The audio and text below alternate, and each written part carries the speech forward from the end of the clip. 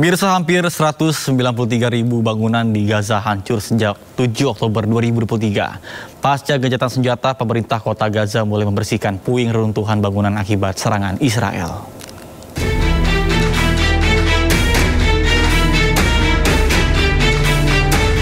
Beginilah kondisi kota Gaza pasca perang Hamas dan Israel yang berlangsung sejak 7 Oktober 2023.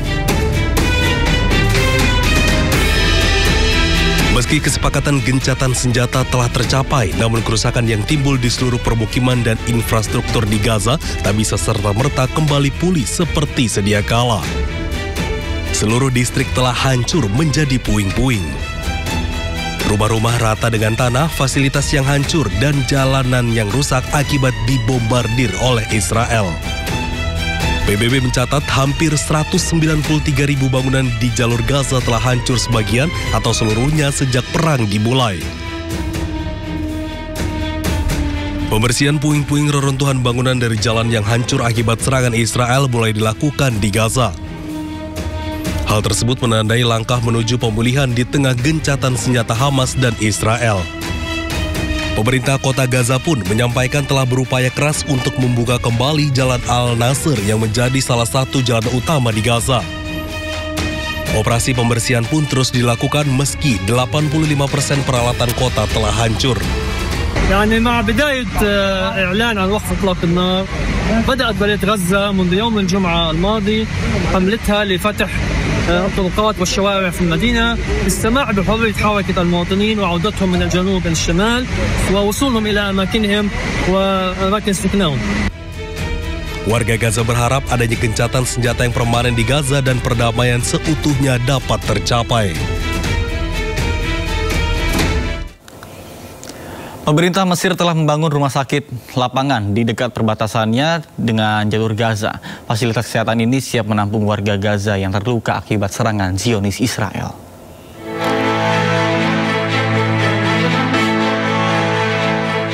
Rumah sakit lapangan di Sheikh Zayed, Mesir siap digunakan untuk warga Gaza yang terluka.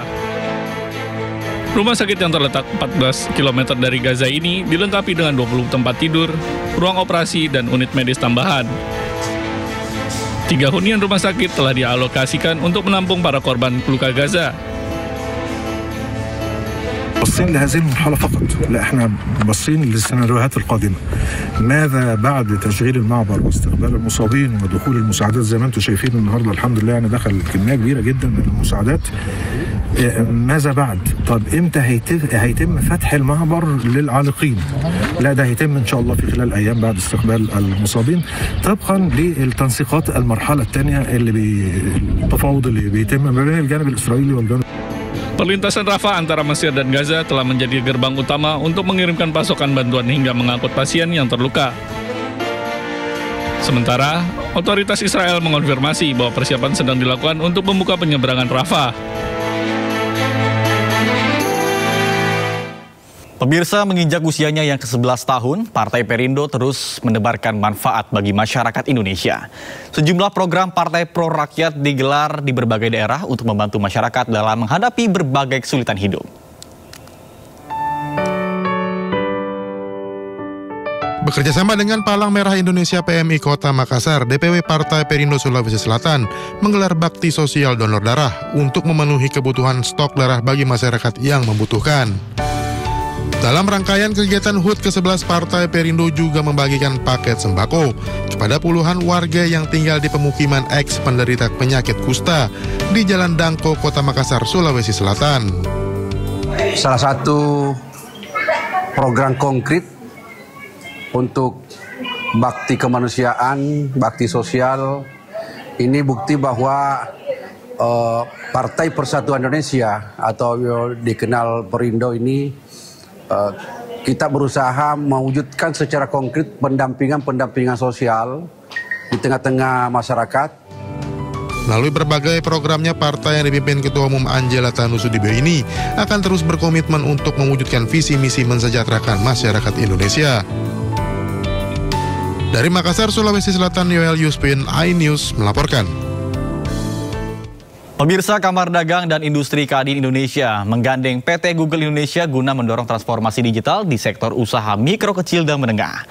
Penandatanganan kerjasama sukses dilaksanakan di Menara Kadin Indonesia, Jakarta. Kamar Dagang dan Industri Indonesia turut serta mewujudkan ekosistem kewirausahaan yang aktif, tangguh, dan berdaya saing global sesuai Astacita ketiga Presiden Prabowo Subianto melalui kerjasama peningkatan digitalisasi UMKM bersama PT Google Indonesia. Kerjasama yang diinisiasi Waketum Kadin Indonesia Bidang Komunikasi dan Digital Clarissa Tanusudibjo ini diresmikan melalui penandatanganan nota kesepahaman di Menara Kadin Indonesia, Jakarta. Tahap awal program, 500 pelaku UMKM akan diberi pelatihan dan peningkatan keterampilan digital serta pemanfaatan fitur YouTube Shop guna memperluas akses pasar serta meningkatkan daya saing bisnis lokal. Ini adalah avenue baru untuk UMKM bisa memonetize produk atau brand karena mereka di-link directly dengan sebuah produk atau brand di marketplace dan mereka bisa mendapatkan komisi. Jadi itu memang sebagai side revenue yang ditambahkan dengan apa yang sudah jalan di YouTube sekarang, yaitu AdSense dan programatik gitu. Digitalisasi juga menjadi kunci dalam meningkatkan efisiensi operasional sekaligus memperkuat daya saing pasar secara keseluruhan serta pencapaian target pertumbuhan ekonomi 8%. Dengan kerjasama yang seperti ini, di mana mereka bisa mengakses pasar bisa lebih cepat, lalu juga mensosialisasikan produknya lebih baik, lalu juga bisa membuat perusahaannya lebih efisien. Dan yang paling penting ialah tujuannya supaya mereka ini bisa naik kelas. Gimana kita bisa memanfaatkan ekosistem YouTube yang luar biasa ini untuk membuat UMKM Indonesia naik kelas dan bisa ekspor konten-kontennya juga keluar dan mungkin dagangannya juga ke luar negeri, nggak cuma di Indonesia. Jadi YouTube dan Google sangat excited akan kerjasama ini, gimana kita bisa memajukan UMKM kita juga. Melalui kemitraan ini, UMKM diharapkan mampu menciptakan pasar baru, meningkatkan efisiensi operasional, serta membuka lapangan kerja baru di era digital. Dari Jakarta, Jessica Winoto, Muhammad Fakih, iNews melaporkan. Indonesia menjadi salah satu negara penentu dan pencetak sejarah dalam perdamaian antara Hamas dan Israel. Langkah strategis Prabowo dorong berdirinya negara Palestina mendapatkan apresiasi negara-negara di dunia. Also with us is President Prabowo, a very incredible man of Indonesia. President, come on.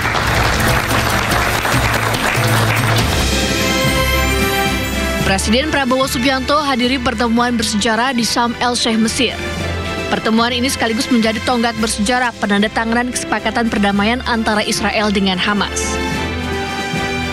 Dalam KTT perdamaian ini hadir pula sejumlah kepala negara dunia, termasuk Presiden Amerika Serikat Donald Trump dan Presiden Mesir Abdel Fattah el-Sisi. Pertemuan ini juga menunjukkan kedekatan Presiden Prabowo dengan pemimpin negara-negara di dunia. Jadi Indonesia di bawah kepemimpinan Bapak Presiden Prabowo tidak menjadi penonton, tapi kita di sini turut serta menjadi salah satu penentu dan salah satu pencetak sejarah dalam perdamaian di Timur Tengah, khususnya di Palestina. Saya kira itu, kita doakan bersama, insya Allah semuanya lancar. Indonesia sendiri terus melakukan aksi konkret dalam mendukung kemerdekaan Palestina.